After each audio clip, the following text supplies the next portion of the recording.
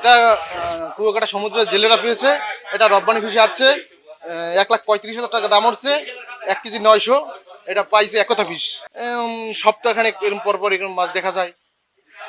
যদি সাগর ভালো থাকে, আবহাওয়া ভালো থাকে, তাহলে মাছ এরকম মাছ দেখা পাই আমরা। আর নাহলে তো আবহাওয়া খারাপ হলে তো আমাদের জেলেরা সাগর যেতে পারে না, মাছ ধরতে পারে না, আমাদের সংকটে পড়ে থাকা লাগে। এটা ঢাকায় পাঠানো হবে। এটার দাম হয়েছে 1,35,000 টাকা।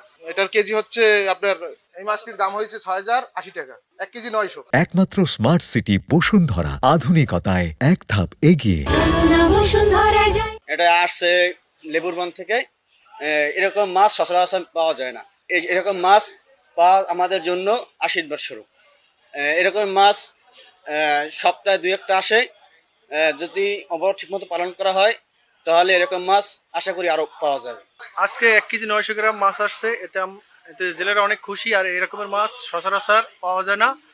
আজকে এই আড়তে আসছে, আমরা সবাই খুশি। সাম্প্রতিক সময়ে বৃষ্টিপাত হয়েছে এবং তাপমাত্রাও অনেকটা কমে গিয়েছে। সেজন্য আমাদের সমুদ্র থেকে আমাদের জেলেরা তাদের জালে ঝাঁকে ঝাঁকে ইলিশ পাচ্ছে।